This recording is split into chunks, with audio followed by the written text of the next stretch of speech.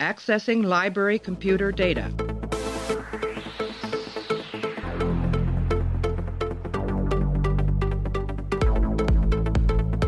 Out there are no saints, just people. Hey everybody, welcome back to the show. Continuing our run through Star Trek Deep Space Nine. Right now we're up to the episode called Rapture. It is the 10th episode of the 5th season. Aired on December 30th, 1996, seeing out the new year into 1997, I suppose, with this episode. Teleplay goes to Hans Beimler. Story goes to L.J. Strom, directed by Jonathan West. In this episode, on the eve of Bajor's entry into the Federation, Sisko locates the ruins of the ancient lost city of Valhalla on Bajor. As the visions that are guiding him prove potentially fatal, Sisko must choose between faith and his own life. We're joined by Clay, as always. Clay, how are you? I'm good. Do you think these new uniforms, do you think the actors actually prefer them? Because they look sweaty. You think? It's a lot of heavy. They look pretty heavy. I don't know if it's just that top piece, but it looks like it's made out of really thick cotton. Well, Sisko's a special one. He has like the vest thing going on there. Yep. Which I think they take off. And the other voice that you've heard is Isaac, Patron Isaac, who has snuck in as one of the final patron guest hosts, where we used to offer patron guest spots on the show. Unfortunately, we don't really do that anymore, but Isaac booked out a few episodes, so he's got one more after this, I think. But this is the one that you chose, Rapture. How are you, Isaac? This is why you plan ahead, people. That's right. Yes, but I'm doing good. Good. Yeah, we'll get into this. It's going to be Rapture. We're going to be talking about, what is that heavy wool name? Is it like gabardine or something? Is that the right word that I'm looking for? I can't remember. Anyway, I don't know clothes. We're going to be talking about Rapture. We're going to take a break, play an audio clip. None of my wrestling t-shirts are made out of gabardine, so I'm not sure. Yes. We're going to take a break, play an audio clip. We'll be back, and we're going to break down Rapture. Benjamin! Major, Are you all right? I was there. Sir? Valhalla. It was the eve of the Peldor Festival. I could hear them ringing the temple chimes. You were dreaming. No. I was there.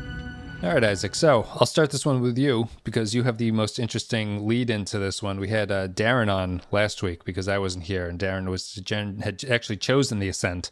I'm not sure. Well, I think Clay in his discussion actually touches on why he chose the Ascent episode, which is kind of an interesting choice. You chose Rapture. Do you want to explain why you chose Rapture? Okay, so I guess it's based on a couple different reasons. So I think Rapture is probably one of the better insights into a lot of what DS9 has been trying to build towards to some extent, and maybe kind of course correcting a bit of its earlier ideas that may not have gelled as much. So I think it's an interesting episode to look back on, both in hindsight, but also in the current present, of seeing how much the storyline of some of these characters in regards to the Bajorans have progressed thus far. I think it's like one of those interesting kind of like, step forward episodes, Yeah. And I'm prefacing that. I'll have, I only texted with Clay earlier, and Clay was not happy with the episode, but he was only halfway through. So Clay, what did you end up thinking about this one? I did not particularly like this episode. Excuse me. I don't know if it's because it was just 40 minutes of all the stuff I've been on record saying I don't like about this show. Specifically the Bajoran prophet stuff. I don't know. That stuff just it never really clicks with me. And I wasn't super keen on Sisko getting superpowers because the holodeck blew up. Mm-hmm. I don't know. And the Lost City thing didn't really mean anything to me, because as far as I know, is that the first time this has ever come up? Yes. This Lost City? Yep. Yeah. I mean, so that didn't really mean much to me, and they spend a lot of time on that. I don't know. I get some of the character stuff in it was good. Also, I'm not super thrilled about immediately welcoming Cassidy Yates back into the fold after she just got out of prison for selling secrets to the Maquis, or smuggling, whatever she was doing. I don't know. I don't know. It's not bad. Like, it's not a bad episode. It's a lot of stuff that doesn't really interest me about the show. Yeah. So let me ask you this, if you don't mind, Clay. So, Sure. like, is the Bajoran religion stuff, why you don't like it? Is it based on purely the conception of it? Like the idea of having religious themes and episodes based around those concepts in a otherwise pretty, pro-scientific sci-fi show? Or is it how it's specifically shown and presented in DS9, do you think is the problem? I think it's more the presentation, and I Okay. don't have a problem with the religious stuff, because I mean I think that's an interesting thing to work in there, but I think it's because for a show that is fairly, for lack of a better term, a hard sci-fi show where gods and stuff are very rarely mentioned, and when they are, they're immediately proven to be not that. Or eventually proven to be not that. Every time they talk about the Bajoran prophets and all that kind of stuff, it feels like they forget about the other side, and it just turns into a debate about faith versus science, but science never really gets any sort of foothold on anything. Because it's always, well, you got to have faith in the way of the prophets, but there's never really anybody who's like, well, I mean, they're not gods, if there's something out there doing this, it's got to be some sort of creature, right? Like, so there's never really, it doesn't feel like to me anyway, that there's ever really much of a pushback against that, other than, they just kind of give knowing looks at each other, and then something happens that they can't explain. I don't know if you're on for this is way back in the show, season 1's finale. I think it was called In the Hand of the Prophet, something like that. It was basically about this concept. It was, I think, Keiko trying to run a Bajoran school while teaching the prophets as a wormhole alien and not actually like a deity.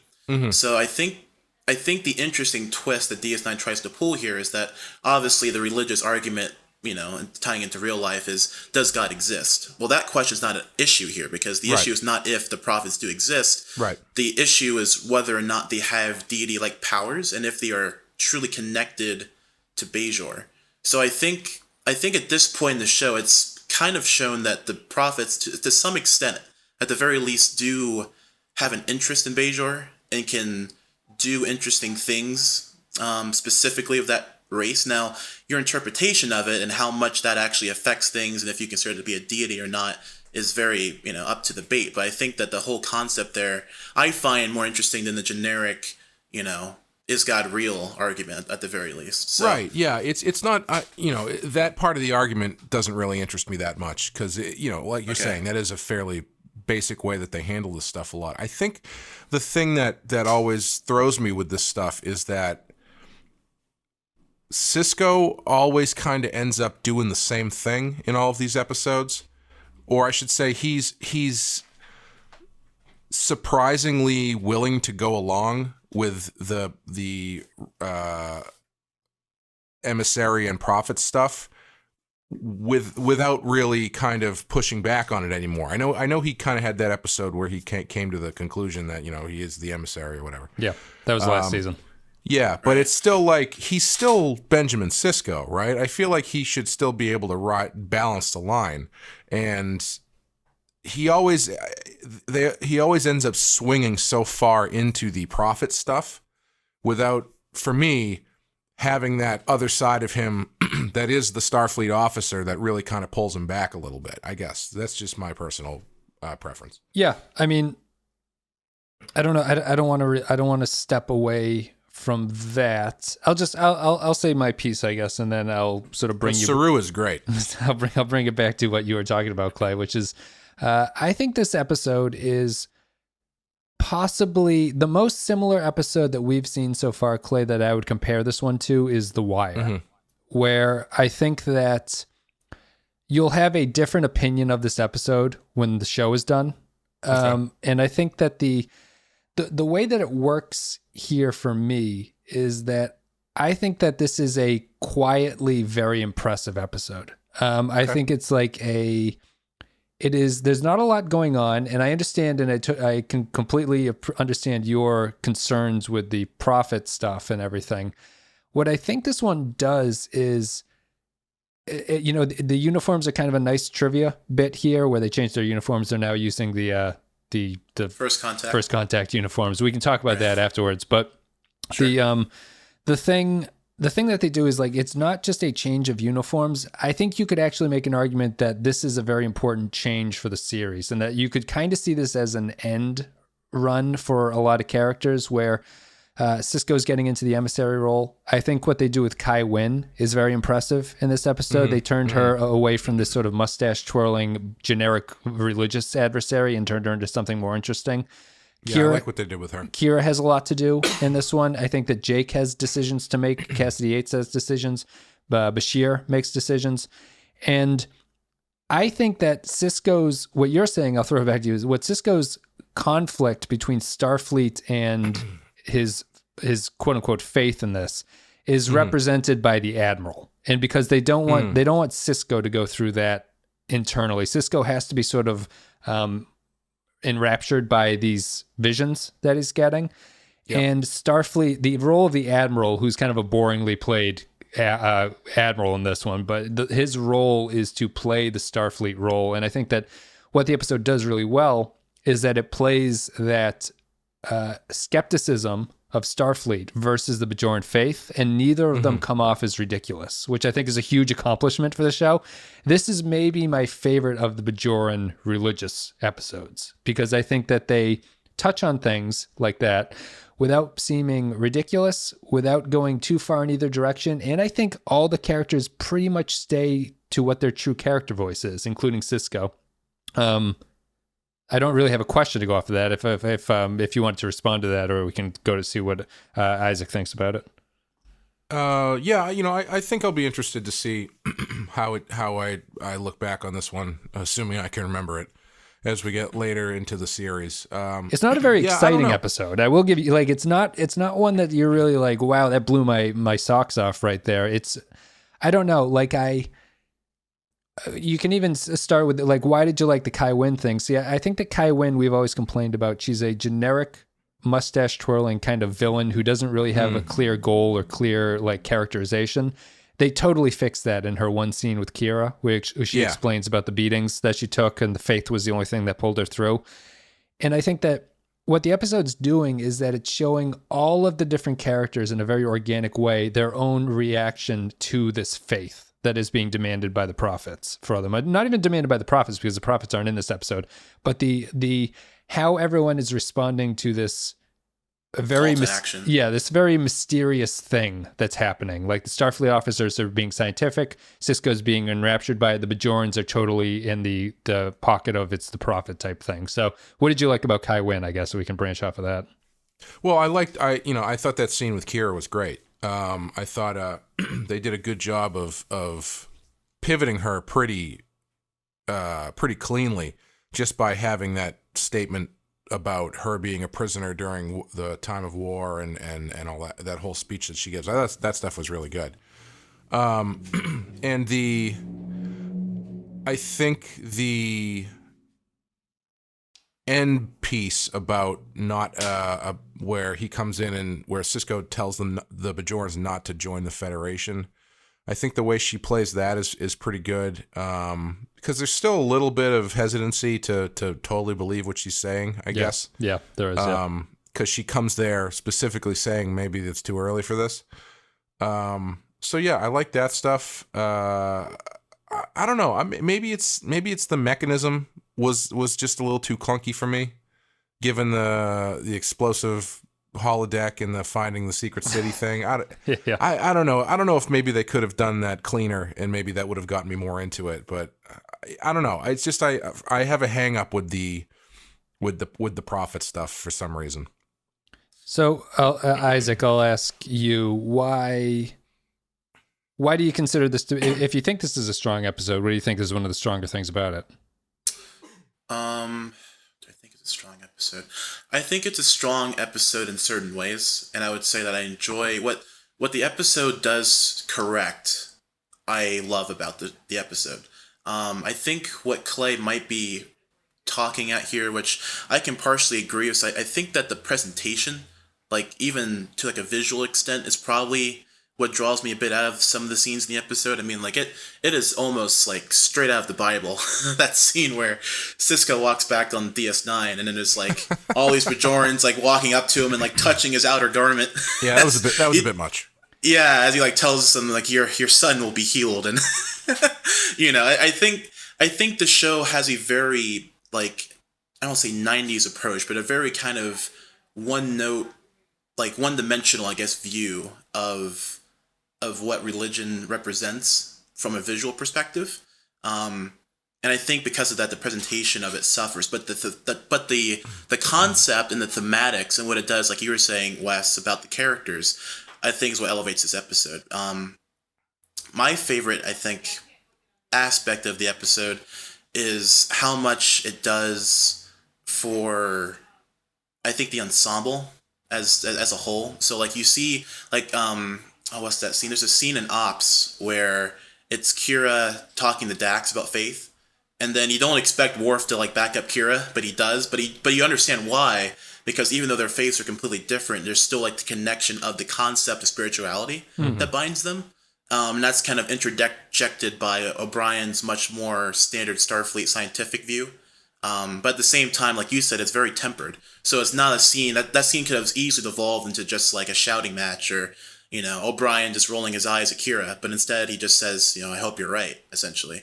So yeah, I love how there's a mutual respect and a commonality to all of this, despite obviously it being a very divisive inherent thing. I also think this is probably kind of an off-topic part, but like watching this episode really makes me feel like this is one of the quintessential, just if I wanted to show someone what Sisko is, kind of an episode, I would kind of show them this one. I mean, not for the character of Sisko, but just for like the acting and just the mannerisms that Avery Brooks does. It's kind of, oh man, like no high pitched yelping in this one. Well, true, but like the way he just one, responds actually, to things. when he looks at the orb, he gives kind of a little bit of a yelp. I think. Well, I'm thinking of the one where like Kira walks in on him and he's just like blank staring at the obelisk or whatever, and like he's describing the what he saw and the vision and everything, and she's like what was it like, and it was wonderful. It was. Here's the thing. Well, I guess we can stick on Sisko for a little bit. So Clay's saying that he doesn't like, or Clay, you're saying that basically you find it a little bit unbelievable that the Starfleet aspect of Sisko doesn't come through in this episode. Well, I think it's also, I think the mechanism is honestly a big part of it, because it starts off as something fairly, for lack of a better term, realistic. Like Bashir doesn't diagnose him with being touched by the prophets, right?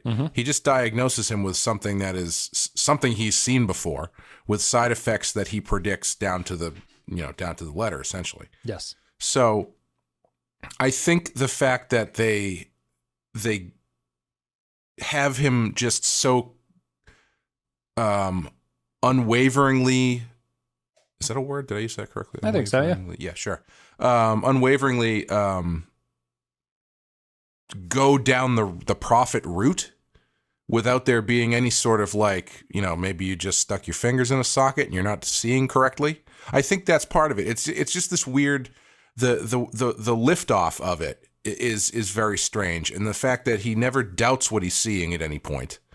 And that he he turns into this Christ figure who's predicting the crops for next year, and it's just weird that it just very, very like hard turns into now he's Jesus or whatever. He's touched by the gods, and not even Bashir is like, I think he might just have brain damage. Right. Yeah. And I mean that, I guess that's just a personal preference, but it reminds me slightly of the problem that I had with Tilly's storyline in the last episode of Discovery, because they're using this story to really do a lot of, like you guys were saying, sort of repositioning and kind of setting up for the story as it moves forward.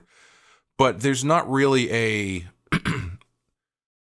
there's not really a want or a drive that he's being given from whatever is possessing him or whatever.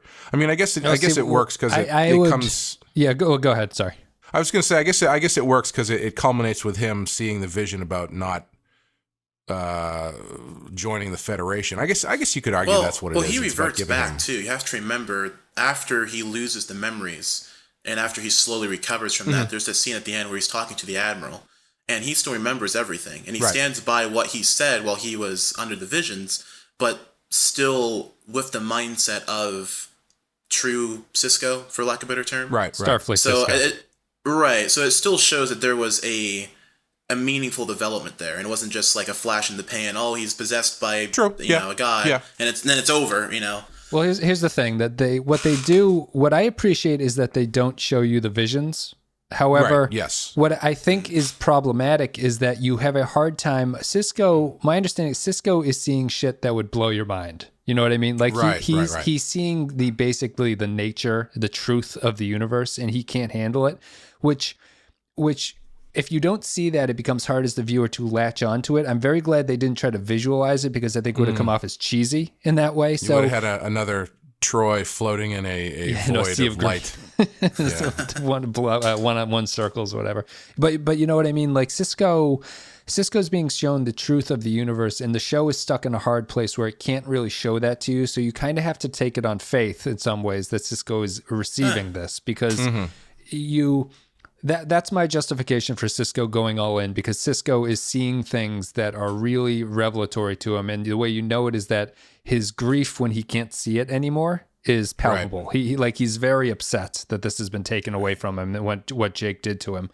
And go ahead. Well, the fact that he puts that over Jake as well. Right, I mean, not in a way that is malevolent or that he wants to.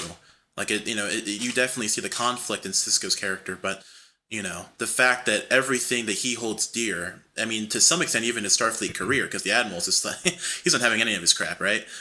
So every single aspect of what makes Sisko is all telling him to not do this, So I think it kind of puts into mind a bit more the gravity of what he's seeing to cause him to go back on everything else that he truly loves and cares about. I did really like that scene with him and Jake and I think Cassidy. I think so. The one at the end, or the one before the one before the end, where he's talking about holding a baby in his arms, but this time the baby is the universe. Yeah, and I was just thinking, like Jake must have been like, so are you guys? I'm not good enough for you anymore. All right, no, I was just thinking, being like so confused. Jake would be like, so are you guys having a kid? Is that what you're trying to tell me? Or Avery Brooks? But I think. Oh, go ahead.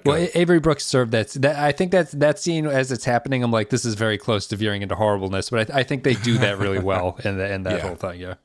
Yeah. I think it's just, I don't know. I think it's just for me even in those scenes, it doesn't feel like anyone is pushing back on him with any sort of doubt about what's happening. Mm-hmm. Like even the Admiral is pushing back from the point of view of like, well, you're a Starfleet officer and blah blah blah blah.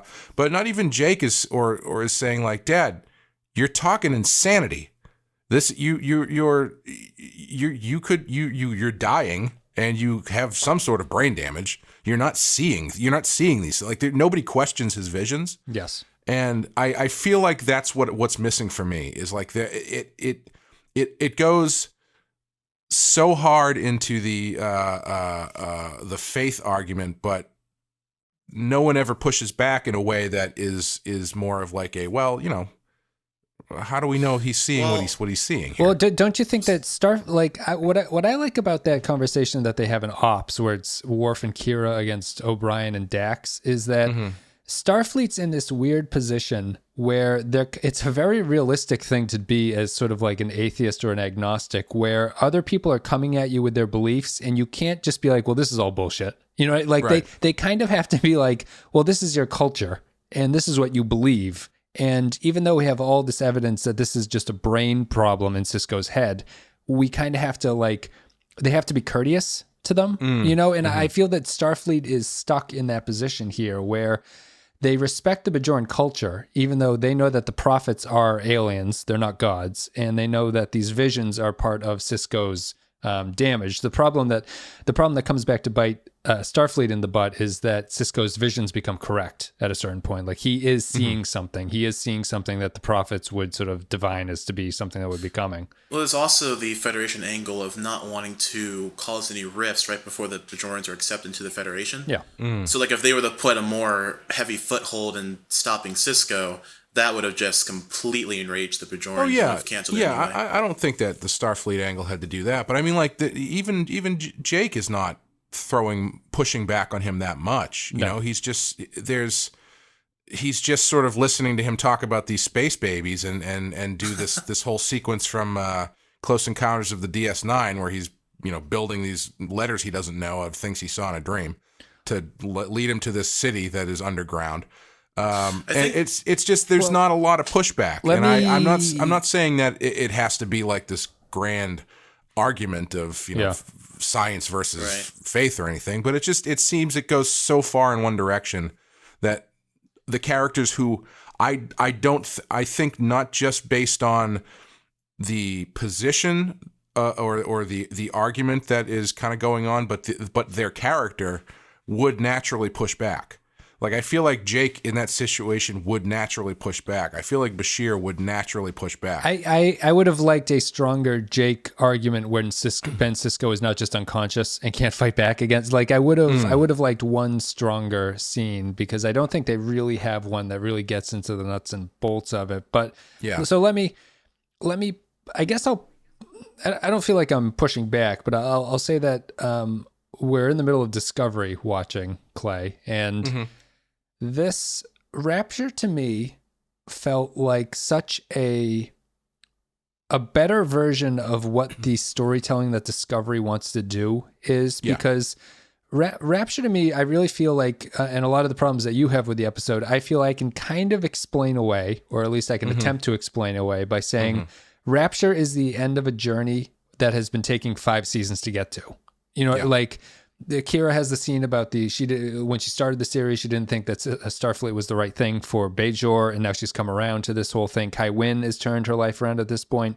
Ben Sisko has been on a slow distancing of himself from Starfleet across this entire series. I think you can make that argument. You could see him taking this assignment is his first. He's like physically removed himself from Starfleet.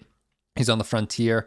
He starts having issues with the way Starfleet handles things like the Maquis. He starts realizing that out here, we can't really do everything by the book. There are too many other things at play. I have to kind of make the decisions myself. And now the other storyline that Ben Sisko, like the entire reason that Sisko is out there is because Starfleet wants Bajor to join the Federation. That was the emissary mission. That's the whole reason he's out there. And the thing that they tie into this is that the Bajorans see him as the emissary, or their kind of prophet to the prophets. And this is the combination of those two things. And I think it's important here to realize that Sisko basically turns his back on Starfleet, not fully, because they say that he has the line at the end. He's like, Bajor will join the Federation. Don't worry about it. But this is a big decision on Sisko's part, because Sisko sides with Bajor over Starfleet. And I think that that's really like, it's taken 5 years to get to this point, but I think that it's important to realize that I think everything this episode builds off of has to take place in context of everything that's come before for the first 5 years. And I think it's important in that way. Yeah, no, definitely. I think the character stuff is all really good for all the reasons that we've talked about. Yeah. It's like those are, to make a Discovery comparison, you would get this episode as episode 3 or episode 4 of the season. And all of these decisions that people are making or things they're saying would be totally inconsistent with anything you've seen up to this point.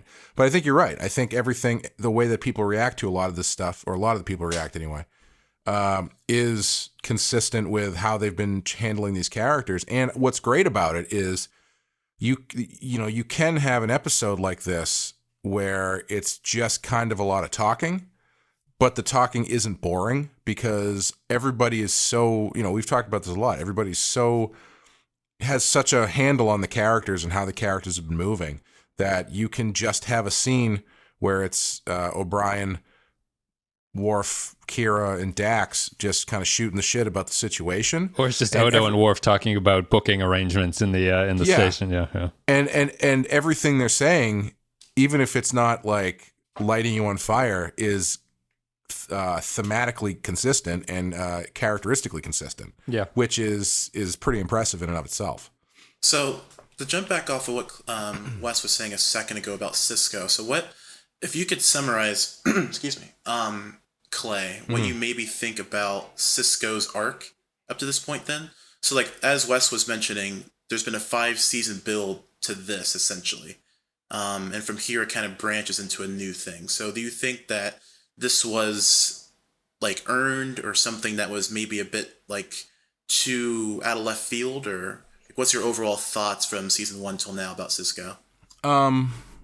I think it's pretty earned. I think even from episode 1, they established him as kind of side-eyeing the Federation to an extent, based on the way that his wife has been killed and how he deals with Picard and stuff. Yeah, I was gonna say by Picard too. Yeah, no less, there's an instant distancing of Sisko from the Federation from the get-go of the show.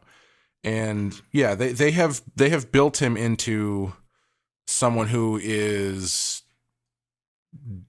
playing by Starfleet's rules, but you know, he understands that that's not the be all end all. He adopts the best parts of Starfleet, I think, more than some of the other captains, and he's willing to get away from the bad parts of it. Yeah. So I think it also ties into the theme of what you two have been mentioning in the past of a podcast of this is Sisko's version, his method of being an outcast. Right. Because he is an outcast of his own uniform to some extent. Mm-hmm. But the interesting thing is that he is, and I think this is one of the major themes of the whole show in terms of character, is that you take these outcast people and they find their own home out of it. So like you mentioned earlier, every character seems at this point in the show to kind of find their own groove and little niche within the station. Each character is trying to mold into themselves what they are, both as people, but also as what they represent and what they do, you know? So for Sisko, this is kind of one of those things where to him, what's going to replace Starfleet? For that might be the Bajorans, you know? Right. So I think it's an interesting element of this consistency of DS9's character work and why it's all tying back into the central theme of outcasting from your home culture and adopting something foreign, for better or for worse. So with all that in mind, I think what I would have preferred to happen is if Sisko makes the recommendation, or, you know, I don't know what else you would call it aside from a recommendation, for Bajor not to join the Federation with a clear head. I think that way it doesn't feel as much like he's being driven by whatever psychosis. Yeah. Like he stumbles into this room like having an aneurysm, yelling about Bajor not joining the Federation. And which is like, you know, it's dramatic, sure, but like I feel like it would have, for me, been a more potent turning point and marker if, let's say, you know, again, not to backseat rewrite, but if the reason that he doesn't show up to this thing is because his mind goes nuts or whatever, right? And so then they have to postpone it, and then they do the surgery, and he comes out of the surgery, and that being free from this thing, but still having those memories, he makes the decision then that Bajor should not join the Federation because he still remembers everything, but he's making it with a clear mind. So he's making a very conscious decision to turn his back on the Federation. And you don't think that you don't think he'd need to explain his visions at that point? Like if I was watching it thinking that he was clear-headed, I would feel a little bit annoyed that he wasn't sharing what the vision was with me. You know what I mean? Well, I think you could still share it. I mean, I think you could have him. I don't know. I don't remember how much sharing of it he does. He says stuff about locusts and stuff. Yes, I think you can still. I think you can still do that. Honestly, I think I would probably find that more effective if Ben Sisko, totally sober, starts telling you about like the revelation of Apocalypse that he saw. Mm-hmm. That I think that would. I mean, I this is just personal preference for me, but I feel like it was. As far as a major turning point like this, I would have preferred to see it come from Benjamin Sisko, completely sound mind. That's fair. I think this is one of those elements that Wes was mentioning at the start where this might change for you in retrospect. Yeah, no, I'm open to that. Yeah, because this is one of the things, because I think the gravitas of the fact that he is saying this while under the influence of the visions is showing the weight of what the prophets are kind of thinking at this point, because the prophet's one of these kind of background entities, for lack of a better term, but you're kind of seeing their emotion and how they feel about the situation, what's going on through Sisko. So like, I think one of the better ways to kind of view what's going on in the episode is not so much look at it as, oh, it's just weird brain damage Sisko. Look at it as the prophets voicing Sisko. Well, I don't think that's ever said in the so. Well, I don't think that's like directly happening, but what I'm saying is that the visions themselves point to, you know, like the dramatic events being, you know, impressive enough. Yeah. I also would have preferred that he get, again, this is shuffling around stuff, but I think I would have preferred him if he had gotten zapped by finding that pillar for real and like touching it or something. Mm-hmm. I think that would help change my perspective on it a little bit, because I was trying to reconcile why, you know, getting blasted by a panel in the holodeck would give him these crazy visions. Right. So I mean, if you have him looking for this city, and I know the visions help him find the city, but you know, just stay with me here. If he finds the city, or somehow whatever blasts him is more directly connected to Bajor and not just the holosuite at Quark's, I think that would go a longer way for me too, as far as like, all right, well then, yeah, the stuff that's happening to him is some sort of mystical connection that he's having. Sure, you know, right. Yes, there's a connection to Bajor. Yeah. Yeah, instead of just like he conveniently starts getting visions because he stuck his finger in a socket. Yes. You know what the weird thing about the Bajor? It's a painting, right? That they're looking at. Why is there a reflection on a painting? I was going to say that. Yeah, there's some. At first, I thought it was really funny because at first I was, when they start doing the enhanced thing that they do in all of these shows, I was like, oh, well, it actually kind of makes sense here because they scan the painting in, so I assume their scan resolution is very high, so you'd be able to zoom in very easily in ways that you can't in, like, say, Blade Runner, when they have. You zooming in and actually moving the camera around, or the Vengeance Factor, where they just they fill in the girl behind the guy. Yes, yeah. I love it when they do that.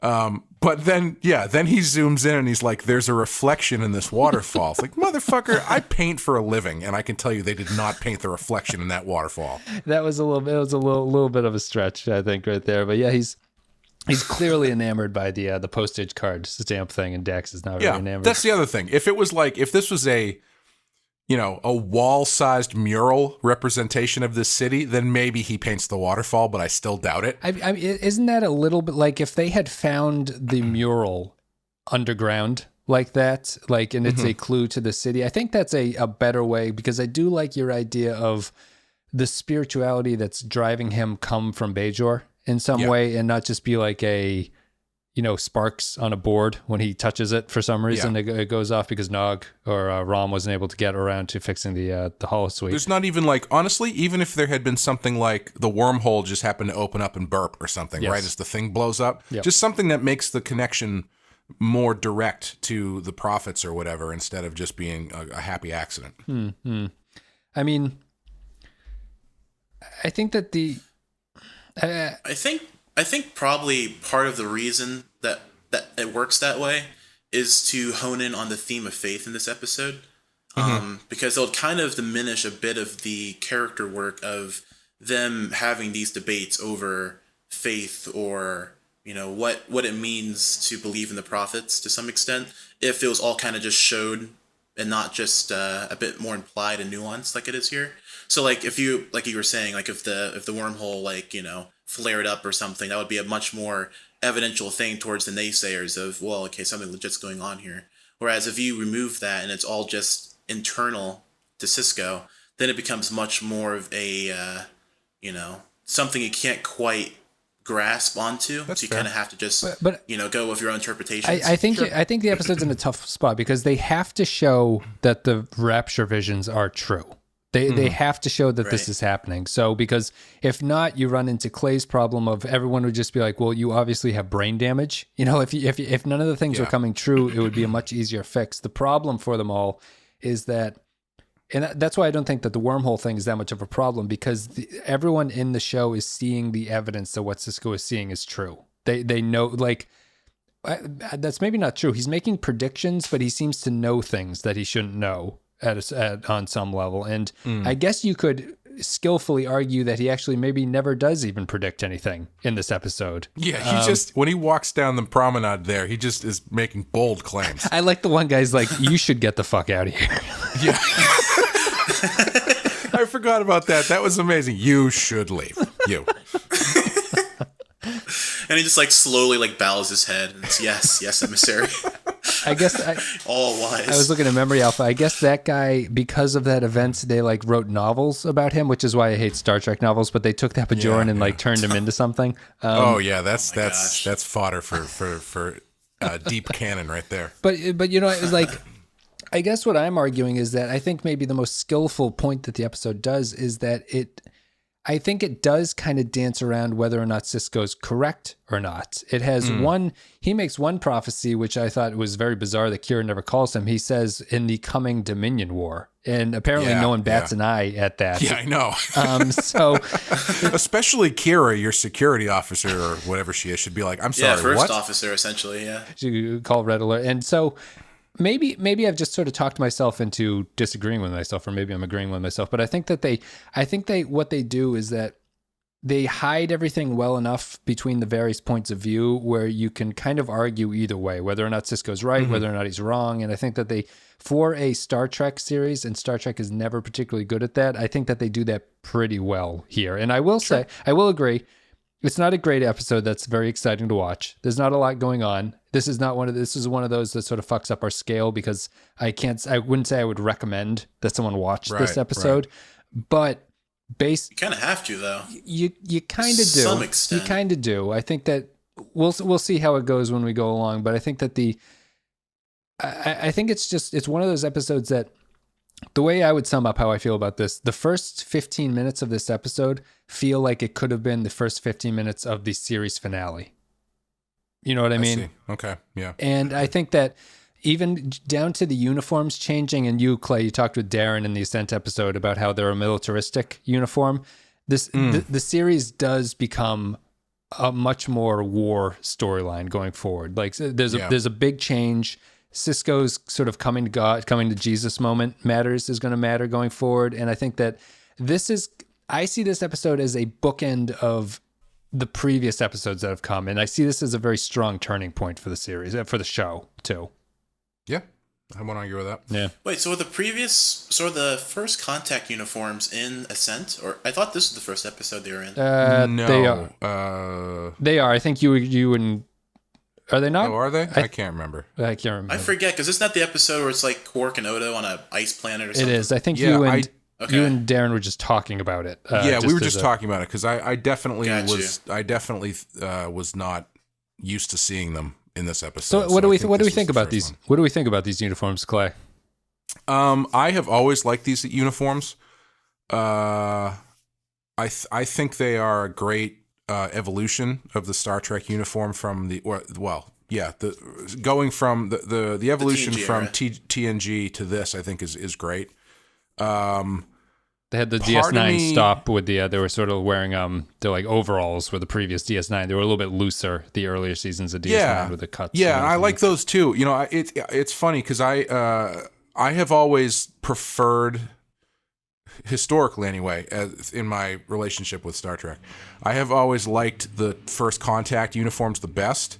But after watching Deep Space Nine, I kind of veered more towards the Deep Space Nine uniform, because I don't know, I just really like it's very striking, the black body with the colored shoulders. I think it's just a really good look. Yeah. And you got, when they unzip it a little bit and they get that little bit of gray underneath, it looks good too. The O'Brien special. Yep. You can roll up the sleeves and everything too. yeah. Yeah. But honestly, I do really like these. And I do feel like they do really kind of change the tone a bit.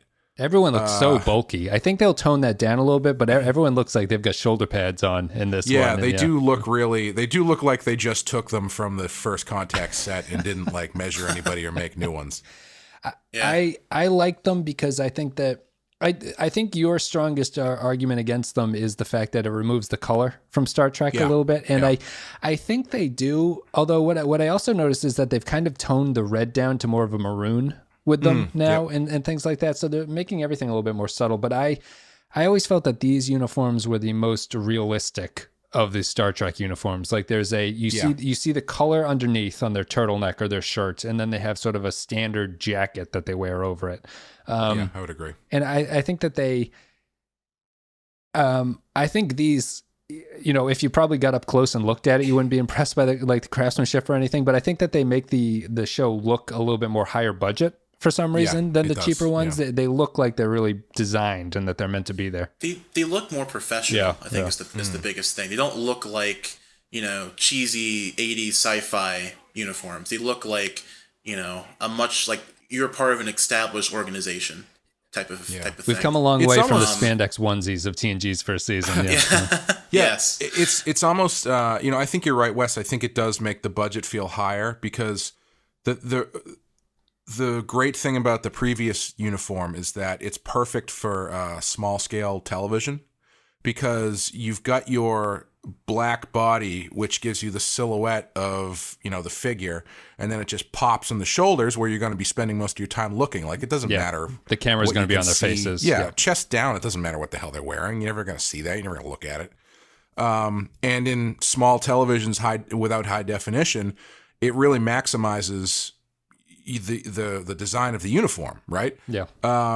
And I think here it does make it look more cinematic. I think it does make it feel more like a higher budget show, and that they're actually putting more thought into the design from a craft standpoint, like you're saying. Than just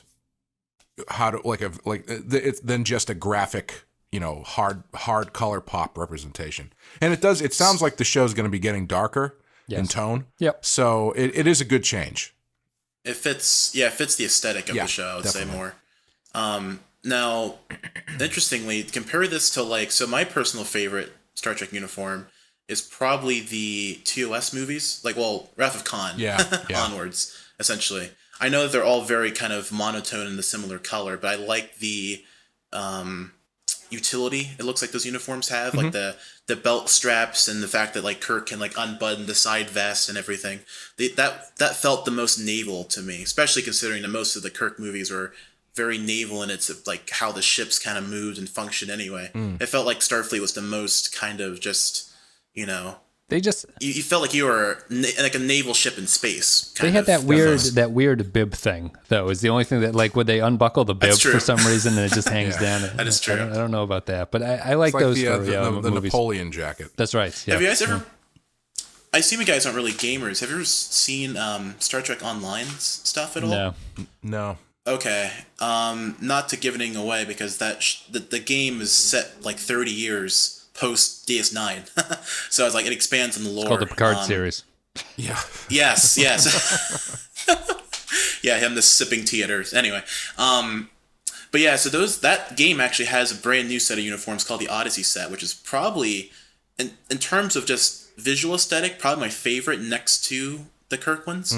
I think they're a nice evolution from what we see here in DS9. I mean, it's in the game and it's rendered in a much different way, so you can't really judge it by the same lens. But purely aesthetically, you should check those out sometime. I'll be honest with you, I am more excited for the uniforms in that Picard show than I am anything else because I'm dying to see the uniforms and the ships, but anything besides that will just be as long as they have a vest. So funny non sequitur, actually. Now, I don't know how confirmed this is, but from what I have heard, I do play STO fairly frequently. So it seems that the writers team on that game has given some creative liberties to CBS about using what they have written as where Picard is in that timeline to correspond to what the Picard show is going to be like. Oh, cool. So not to give a lot away, but essentially within STO's storyline, Picard kind of become more of a diplomat and more of a reserved, retired officer, but still has a strong connection to Starfleet and a lot of the characters we knew from TNG. So he's a much more kind of tempered and wise person, and not so much Isn't that what the other speculations Isn't that what he always was, though? When it was he ever not tempered? Well, sure, but like tempered in terms of his wisdom, I think a bit more so. Like for example, not to give too much away, but shortly after the events of Nemesis by STO's timeline, the Borg start to like invade like proper, and Starfleet goes full on military and everything. So you would think that Picard would be much more enraged again by the Borg presence, but he's kind of taken a much more tempered stance on even what is traumatizing to him as a character. Which is kind of interesting. He got it all out. He got it all out when he shot that one with the Uzi on the holodeck, and that's true. And the speech to Lily, I think those two things kind of solidified what his feelings were. But yeah, so if they go the route that the game kind of set in line, I think it would be well done, but time will tell. We'll see. We only have 2 years or whatever it takes to come out. Anyway, I think we're going to take a break. We're going to play an audio clip. We're going to come back, give our final thoughts about Rapture, and then we're going to read some Patron thoughts. Those of you who were in the Resistance, you're all the same. You think you're the only ones who fought the Cardassians. That you saved Bajor single-handedly. Perhaps you forget, Major. The Cardassians arrested any Bajoran found to be teaching the word of the prophets. I was in a Cardassian prison camp for 5 years. And I can remember each and every beating I suffered. And while you had your weapons to protect you, all I had was my faith and my courage. All right. So if you support the show on patreon.com/The Pensky File, you get to leave your thoughts about upcoming episodes. We'll read them on the podcast. There's not a lot for Rapture, actually. This is some people who comment on everything didn't comment on Rapture, which is interesting. Christian Pouch says, Rapture, ooh, new uniforms. The best uniforms that post-TOS Trek ever had. They look rugged, military, utilitarian. They also look really good on the characters. I think it's partly the shoulders. The padding makes everyone look a little bit more athletic. The high collar of a division-colored undershirt looks really sharp. Dax especially looks really good in hers. Oh, right, the episode. Yeah, kind of melodramatic for my tastes. I know it's kind of setting things up for the future, but it didn't really hold my interest. But the uniforms. And then we have... Zam Nuclear Wessel says, Rapture, there's a point in there where Admiral Tim Meadows sees how much the Bajorans and the crew idolize Sisko, and I can imagine him going all apocalypse now and ordering Martin Sheen to go upriver and terminate Sisko's command. Terminate with extreme prejudice. Matthew Ross says, The Rapture, the return of obsessive-compulsive Sisko. DS9 meets Close Encounters without the mountain made out of potato. Apparently there's a war going on, but in the meantime we look at the small room. Interesting mystery as to what the lost city of Z on Bajor is like. Meanwhile, Pope Evil is back and looking to make trouble, but she raises some good points on how everyone was a freedom fighter. The admission of Bajor being delayed in this seems a little bit weird in the way that they have strongly desired admission, and one questions if it really is divine intervention or insanity. Cal? Yeah, so we kind of skipped on this point, actually. So what do you guys think about Kira in this episode, like her character, and how she interacts with Kai Wynn? Do you think that this is a strong Kira episode? I like that one scene with them. But I think I've said this before. I don't like how religious Kira is.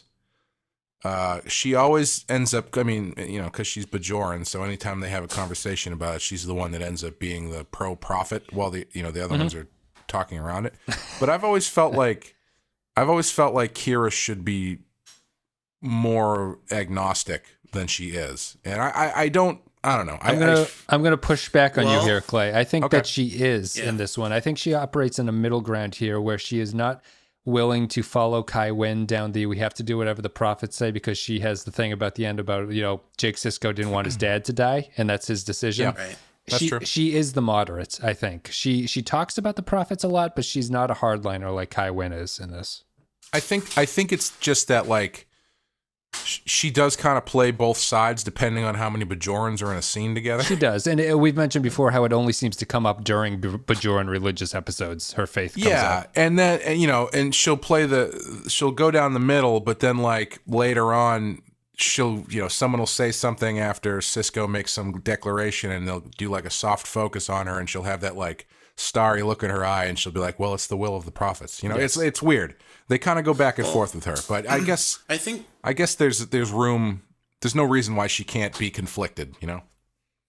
I think in episodes that don't focus on the prophets and on Bajor, where they have to give Kira some lines to reaffirm that she is very religious, I think it becomes a bit more jarring because she is then being put against everyone else who is not religious. Versus if you then compare Kira's stance versus other more hardline Bajorans, you can kind of see her more tempered view. Yes. When no one's talking about God, she seems very religious, but when she's up next to the Bajoran Pope, she seems not quite as religious. Right. Exactly. That's fair.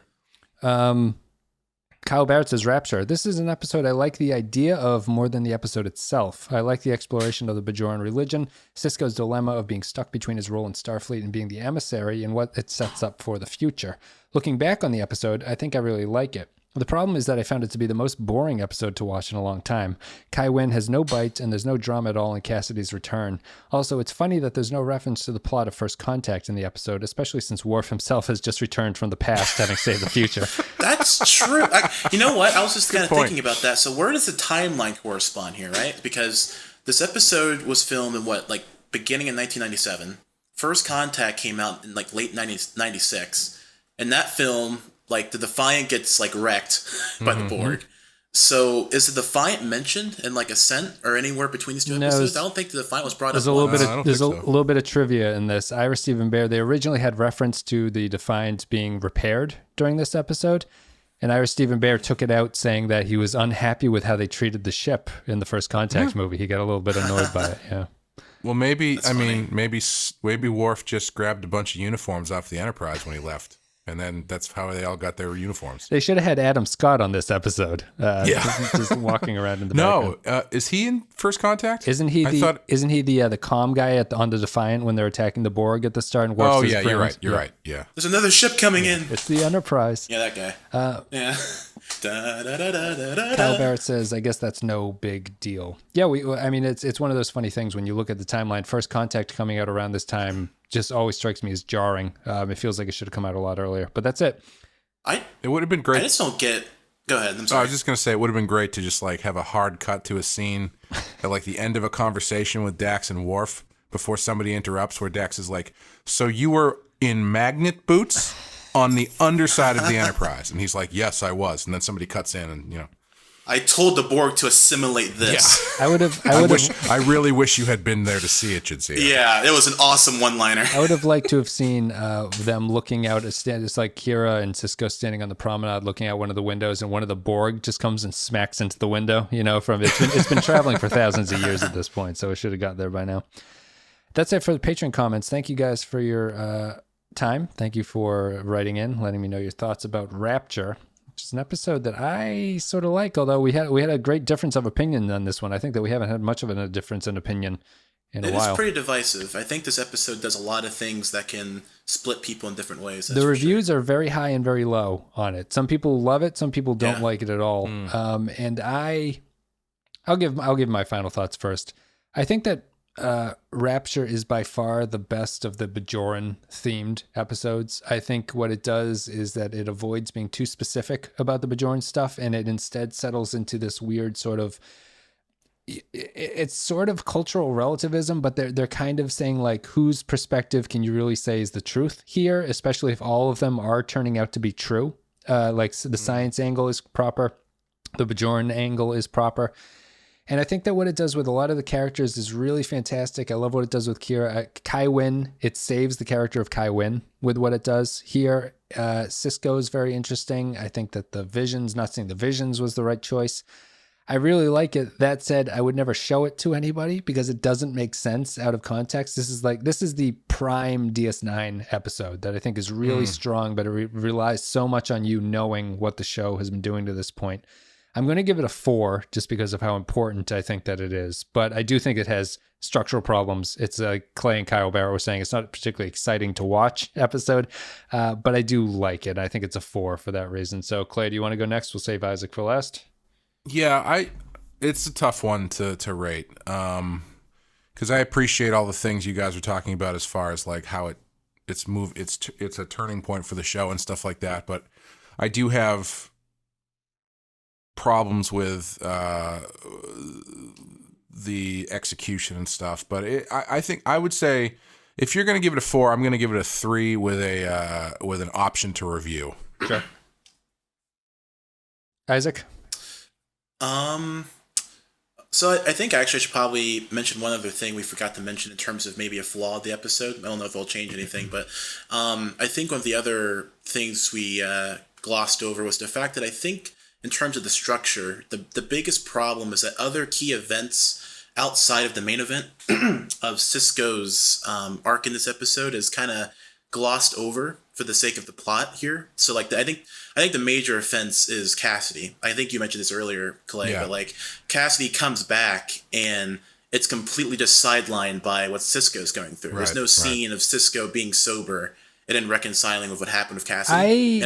I disagree. I think that's the point. Okay. I think that he is so enwrapped by his visions that it's... Oh, I know it's the point. I understand what the episode's doing. I just think that it wasn't the right decision. I just think that there should have maybe been an episode prior to this one that just puts Cassidy back. So you don't even have to have that angle to the episode. It's just like she just is there. And then everything unfolds as it already does. Because if you take out the angle of she just came back from a penal colony, it changes pretty much nothing about the episode. Right. Yes, I think I still disagree. I think that her coming back and him not being anything other than, hey, good to see you, but I got to get back to my visions. I think that's the whole point of it. And if you brought her back earlier and she was just here in the background for this one, I feel that impact is lessened. Do you think it's like a trade-off then? So you have the impact of the dissidence of Sisko versus the losing out on the scene of sober Sisko reacting to her being back. Would you take what happens here over the other event being lost? Yes. I don't need to see, I don't need Cassidy to be reintroduced to me. I think that because the episode is so based on, like, if you've been watching this series, this will mean something. You appreciate what it means when Cassidy comes back without having the show tell you that, like, Jake doesn't have to walk up and, like, he does kind of have this scene with Sisko, but he tells him that he's back, but you don't have characters going like, why don't you hang out with your girlfriend instead of praying at the obelisk all day?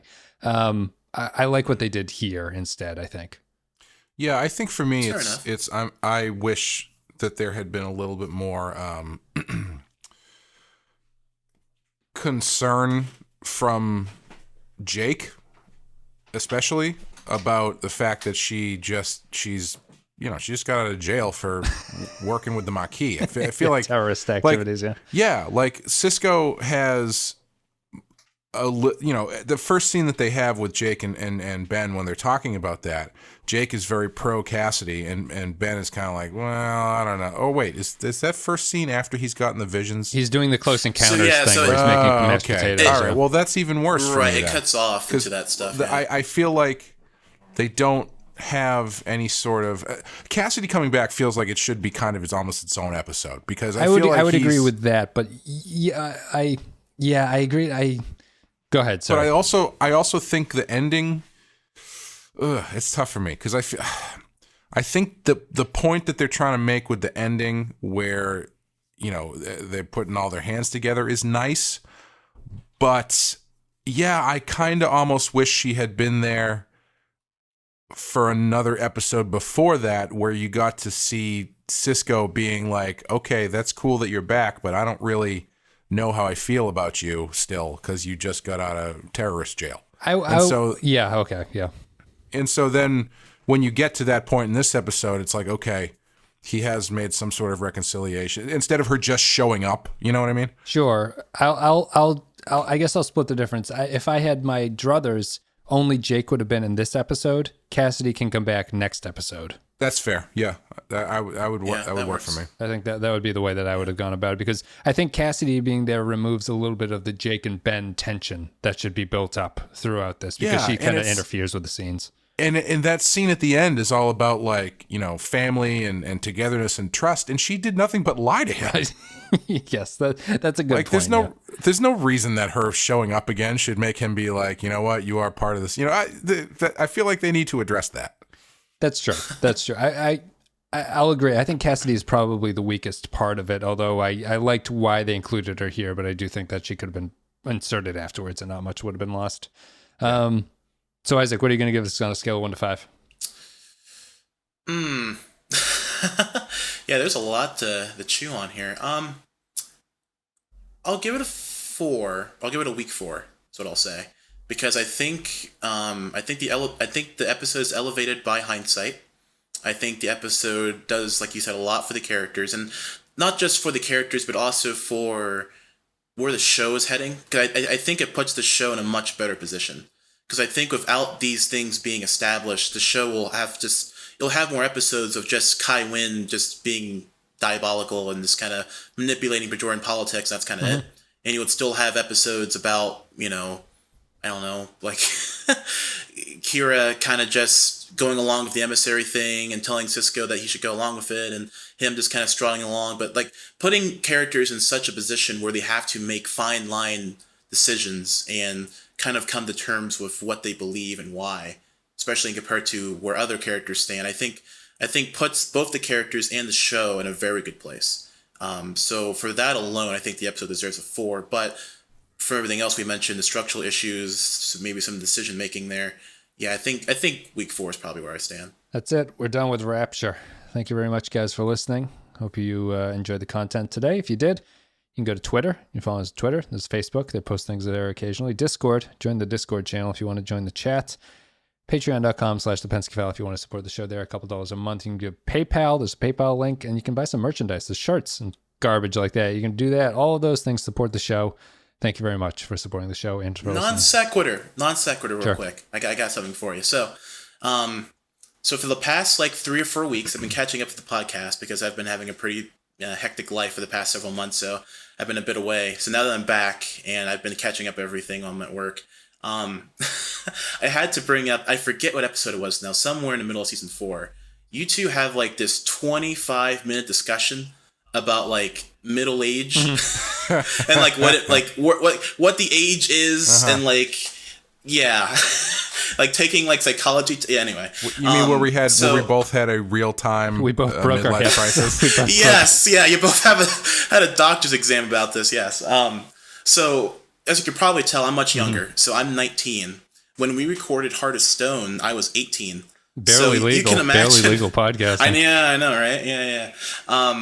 So it was very funny from my perspective listening into something like that, and I was sitting there at work man, am I losing my strength? Is my vigor failing? I'm here at 19 years old already worrying about my health. Just listening to you two prattle on about it, so I thought that was pretty funny. I'm glad we could make you feel better, dickhead. Yeah, I know, right? It's also bizarre to meet someone that I'm double your age, which is very uncomfortable for me. Yeah.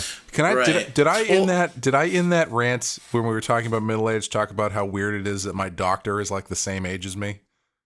Oh, you were kind of weirded out by younger doctors. Yeah, because that's the thing that's been really weird. We don't have to get into this again. Well, no. Although I have to say, to follow up on this discussion, I was at a birthday party the other day, and I was where the chips were. A friend of mine was on the other side, and I was asking her what the dips were because I couldn't read them. And she said, "This one's hummus, and this one's French onion dip." And I said, "Oh man, French onion dip is really underrated." And I immediately felt myself become 55 years old. And I was like, I did not just say that out loud, did I? He's like, you go and look, you're like, I could go for a bowl of French onion soup, I think, right now. No cheese, though. That's a little bit too much for me. I just want the broth that I can sift through my dentures. Yep. See, and I have the flip side perspective because I feel like I'm old just for being here. It's I feel like I'm such a weird outcast. I mean, I don't know. Maybe there's other younger viewers who listen to the podcast, but I think someone like myself who grew up on old Star Trek, I grew up on the TOS movies, TNG. I watched DS9 when I was 11 years old. Wait a minute, were you born post 9/11?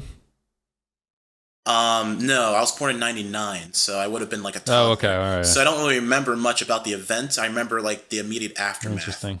Some of my first memories were kind of my family telling me a bit about what happened and why and everything. But yeah, so it's very weird for me kind of always being in this more adult setting to some extent because a lot of my interests tend to be a bit more akin to what more middle-aged... More boring. or, yeah, well... Hey man, that's more tempered. that's just how it is. I mean, that's how it was when I was younger. Yeah. I mean, all the music. Oh God, don't make me say that. That just felt really odd, gross for me to say. When you were younger, you were younger than what you are. Well, hey, I mean, we're kind of the same because you can't drink because you're 19, and I can't drink because my liver's failing me. So. We just go to the marijuana dispensaries at this point. It's easier on our. There you go.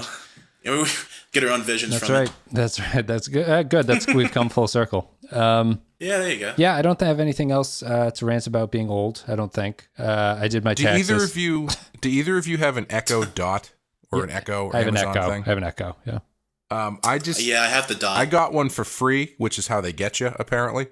I don't really know what to do with it, but there's a bunch of Star Trek commands you can give it, which is kind of fun. So I don't know if this is going to pick it up, but computer, how many lights are there? There are 4 lights. Right? I like how it even skips. Like it. Yeah. It says it in the same phrasing. Yeah, it's because awesome. I've been torturing it Endlessly.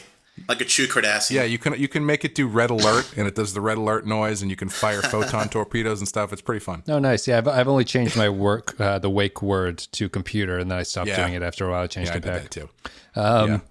But yeah, I basically use it to tell me what the weather is, play music, listen to podcasts, and then like help me do math while cooking, like how many tablespoons are in a cup, things like that. That's pretty much it. Anyway, we're done. Isaac, thank you very much for coming on the show. Glad to be here, man. I appreciate it. Clay, thank you very much. Yeah, anytime. We're Thanks done. for having me. We're done with the Rapture. We are moving on to the next episode, which is, I should know this, Darkness and the Light. That's right. Ooh, good Kira episode. Yeah, we'll be back with Kira after this. Guys, thank you very much for listening to the show. Thank you for supporting the podcast. And we will be back with, we'll have Discovery on Friday, and then we'll have Darkness and the Light after that. Thanks very much. See ya.